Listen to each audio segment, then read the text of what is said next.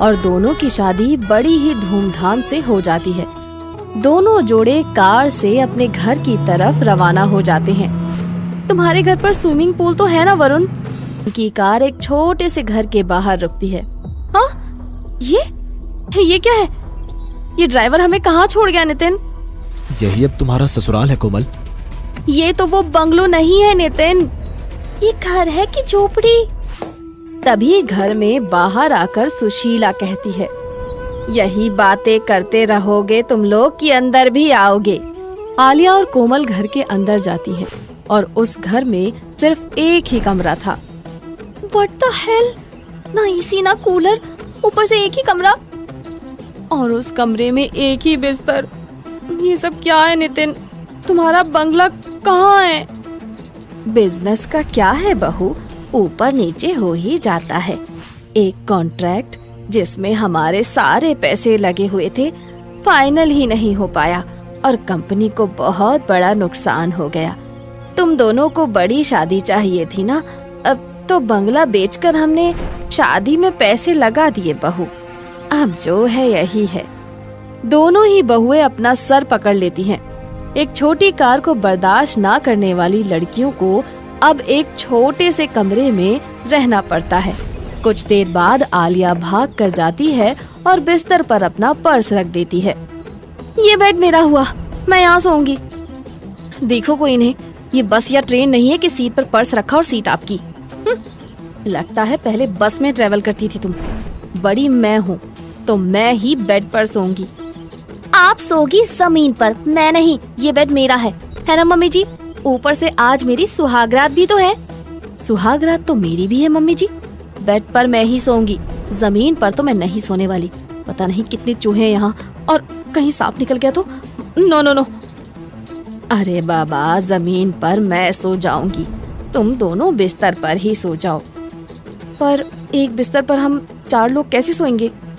सुशीला बाहर जाकर एक बड़ा सा प्लाई लेकर आती है और बेड के बीचों बीच डिवाइडर की तरह खड़ा कर देती है। एक तरफ आलिया और वरुण सो जाएंगे और एक तरफ नितिन और कोमल। और यही होता भी है। एक ही बिस्तर पर दोनों जोड़ों को अपनी सुहागरात मनाने पर मजबूर होना पड़ता है। रात के वक्त में पता है वरुण, मुझे इस दिन का बरसों से इंतजार था। कब हम पूरी तरह एक होंगे। I love you Varun. इसीलिए तो एक बिस्तर पर किसी और के साथ सुहागरात मनाने को भी मैं राजी हो गई।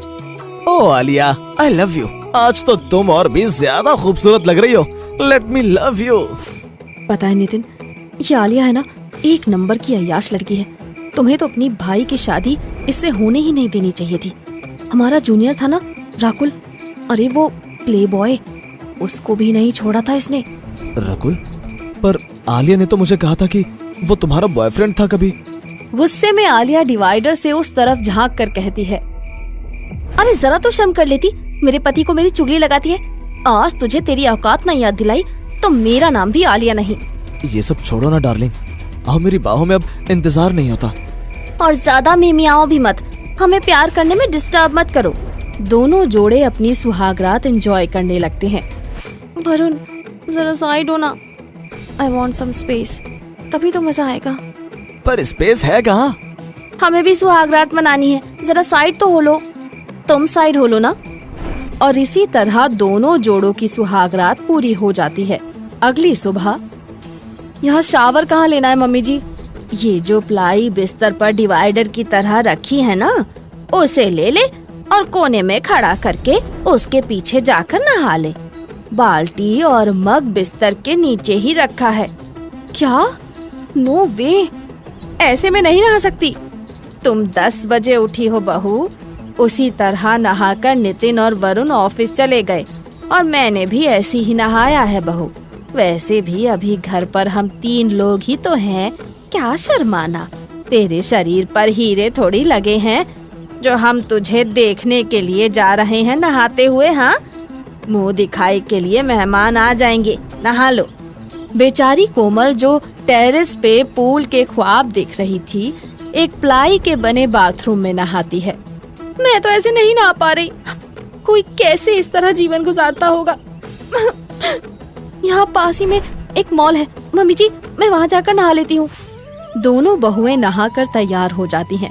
सुशीला बिस्तर के नीचे से गैस स्टोव निकालती है और दोनों बहुओं से कहती है, चलो अब तुम दोनों कुछ बना लो, मेहमान तुम दोनों के हाथ का खाना खाने की जिद करेंगे।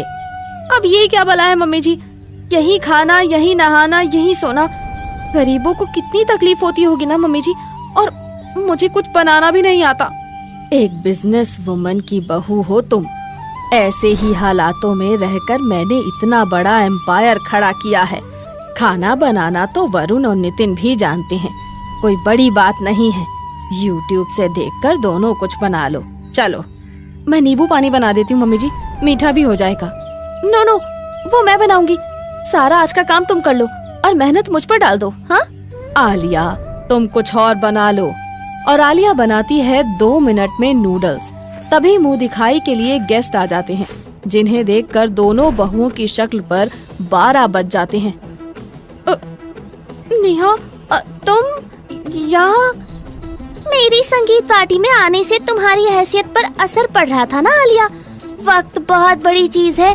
मैंने पैसे नहीं देखे, प्यार देखा और अपने प्यार के लिए एक छोटे से घर में शादी कर ली, और उस कारण तुमने मुझसे दोस्ती ही तोड़ दी, क्योंकि अब मैं तुम्हारे स्टैंडर्ड की नहीं रह गई थी ना। नहीं नेहा, आई एम सॉरी, मुझे एहसास हो गया कि मैंने कितनी बड़ी भूल कर दी। भोलू भैया, आप यहाँ? हाँ दीदी, हम भुंजा खुशी से नहीं बेचते हैं। हम तो सोचते हैं कि किसी तरह ये दिन निकल जाए और हमारा बेटा भी अफसर बने। हम भी बड़े घर में रहें, पर हम गवार को कोनो काम ही नहीं देता तो बेटे को पढ़ान खातिर भुंजा बेचते हैं, और आपने हमको गाली दी थी। पर ये लोग आए कहाँ से और कैसे? हाँ यही तो मैं भी सोच रही हूँ। आए नहीं, बुलाए गए हैं। नेहा ने मेरे दोस्त के बेटे से ही शादी की है। पैसे आने के बाद मैंने अपने दोस्त नहीं बदले थे, समझी बहू।